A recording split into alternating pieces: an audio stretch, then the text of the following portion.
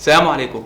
انا طالب في ستيم اكتوبر، واللي هي معروفه بمدرسه المتفوقين في العلوم والتكنولوجيا او ستيم سكولز. المدرسه دي غيرت حياتي وخلتني حد تاني.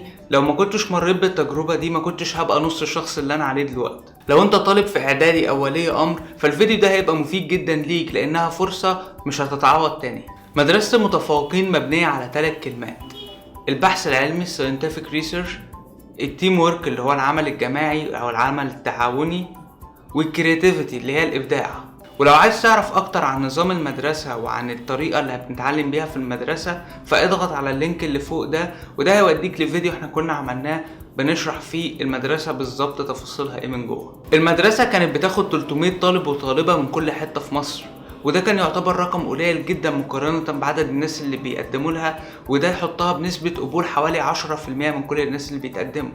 بس العدد ده اتغير، لان بمرور الوقت التجربة دي الوزارة ابتدت تقتنع ان هي بقت احسن، ان هي بقت ناجحة، فابتدوا يبنوا مدارس اكتر في حتت اكتر في مصر ومحافظات مختلفة. وبعد ما كان مفيش غير مدرستين، ستيم اكتوبر اللي هي مدرسة الولاد وستيم معادي اللي هي مدرسة البنات، وانا طبعا كنت في مدرسة الولاد.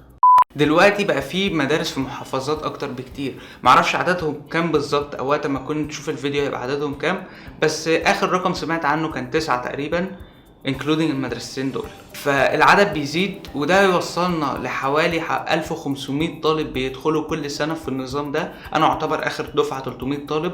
المهم اللي بيميز المدرسة دي والتجربة اللي هتمر بيها في المدرسة هي ان هي بترحمك من عذاب الثانويه العامه اللي موجود بره، والضغط النفسي اللي انت هتمر بيه في ال3 سنين بنعمه بتاثر اولا على شخصيتك وثانيا على خبرتك بمرور الوقت ده. لان المدرسه داخلي فانت هتعيش اغلب الوقت مع زمايلك في المدرسه.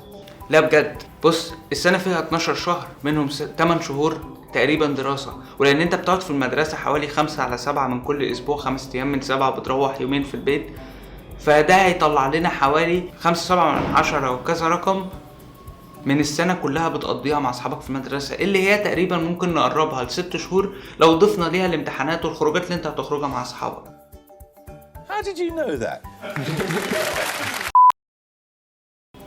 انت هتسيب اصحابك اللي بره وهتبقى لوحدك في الاول، بس اعرف ان انت هتبقى من ان انت لوحدك في الاول، لان في اخر المدرسة دي هتبقى انت قاعد زعلان ان انت هتسيب الناس اللي انت عشت معاهم اخر 3 سنين في حياتك، واللي شخصيتك اتكونت معاهم وعارفين كل حاجة عنك. يعني حرفيا من الكلام ده انت هتقعد نص ال3 سنين دول مع اصحابك.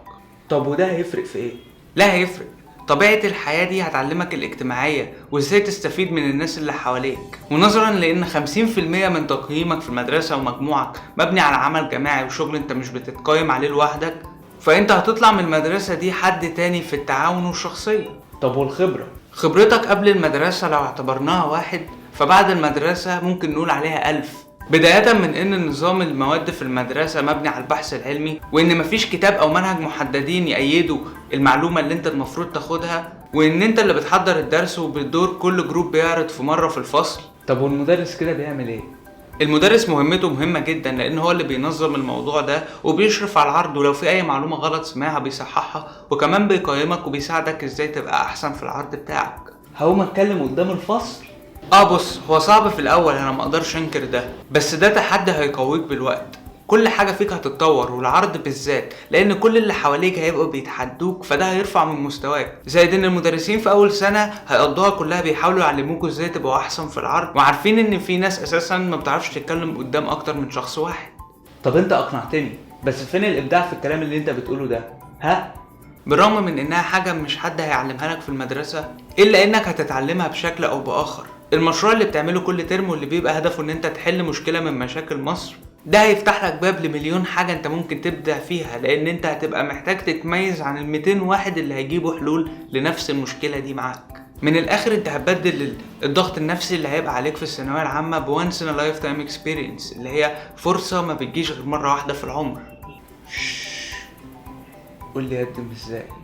اتجه لأقرب مديرية تعليمية في المنطقة بتاعتك واسألهم على الورق المطلوب لتقديم لمدارس المتفوقين في العلوم والتكنولوجيا، او ادخل على الموقع بتاع الوزارة وشوف اساسا اذا كان في واحدة قريبة منك في المحافظة بتاعتك، عشان تبقى عامل حسابك ان هي دي اللي انت هتدخلها. او لو انت في القاهرة فيبقى اهلا بيك في اكتوبر. مش هقدر استضيفك السنة الجاية لان انا هكون اتخرجت، الفيديو ده ممكن يكون متأخر سنة عشان اقدر اقابلكوا، بس ان شاء الله هيبقى في فرص تانية كتيرة جاية.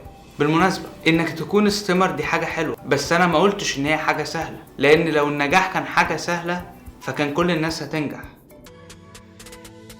لو عايز تعرف اكتر عن عقلية الطلاب في المدرسة وايه الحاجات اللي بيعملوها، او عن المشاريع اللي انا قلت عنها دي بس ما شرحتهاش، فادخل على هاشتاج دول المتفوقين، وهتلاقينا احنا منزلين كطلاب بتوع المدرسة حاجات كتيرة بنتكلم عن المدرسة نفسها وعن انجازاتنا احنا في المدرسة. وان شاء الله انت، او لو انت ولي الامر ابنك، هيكون واحد مننا في الفترة الجاية.